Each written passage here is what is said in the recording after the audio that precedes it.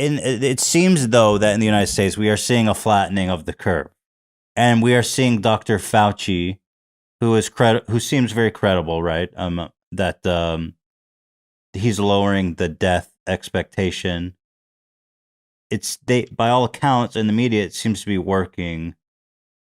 What do you forecast here? Because it sounds like you're saying, well, we're not doing enough, but it does seem like we're flattening the curve. So what do you forecast here? First of all, we're not doing enough testing. So are we sure that we're doing enough? Because in many parts of the country, our testing is so abysmal, it's less than India or Bangladesh. Right. It's on par with them, basically. Even now. Oh, yeah. Oklahoma, really low. I saw a report, and you can tell me just today that the federal government was going to stop funding state tests. Oh, yeah. Yep. What is that? They're using that, states will take over it. The federal, we want to give states more control, which is just another cop-out for the federal government to cut off the funding for that. I have no idea. It makes no sense. The argument is we want to give states more control. I was perplexed by that too. I mean, that just seems very dangerous and irresponsible. I don't get it. So the testing, here's the thing. We're not doing frontier testing. If I was, the other thing is, there's the cases that test positive. By the way, the test right now is only 50% accurate. It's only 50% sensitive. So, which means there's a high false negative. There's a high false negative. Our best test right now is only 50% accurate. Is that true of all the tests in the world? Because I heard that the World Health Organization's test is like more accurate than that. It's always, even in China, the test was about 30 to 70%. How is that helpful at all? I mean, how does that help? How is that better than anything? If you're positive, you're definitely positive. If you're negative, you could still be positive a few days later. But it's almost dangerous to send someone out and be like, you're negative. They'll go out more emboldened and less cautious. I know. That's the thing. Like, these tests are deceiving because it's not just a property of the test. It's also the property of this virus. It's slow to build up its viral load sometimes. If you test early, you won't find it. And so it's kind of funky like that. And also, if some people don't sample it properly, some people just sample it gently up the nose. You have to. It's a very long stick. It's like almost like a chopstick length.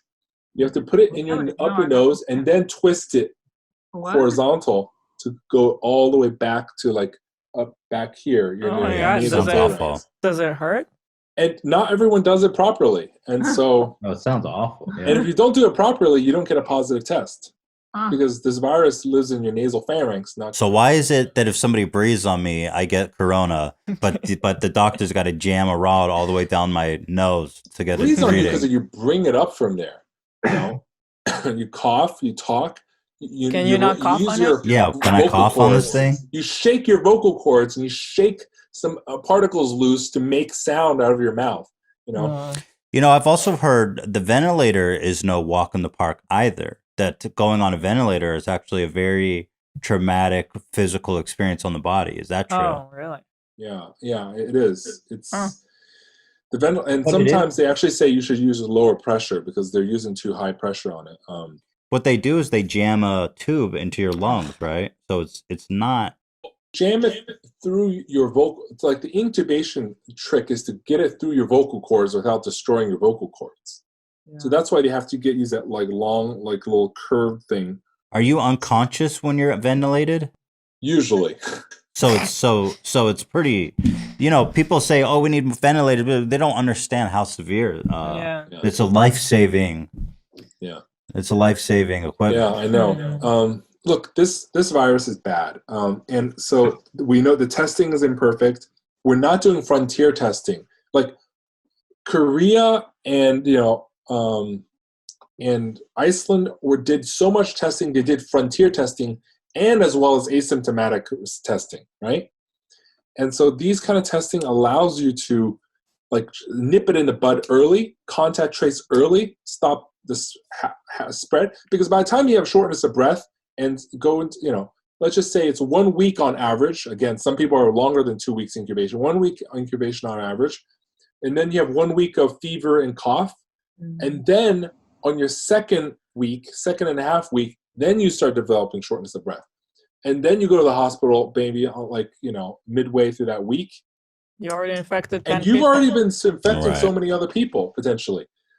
But if you had frontier testing, you would be able to nip these in the bud, find the contact tracing much earlier, and be able to stop it.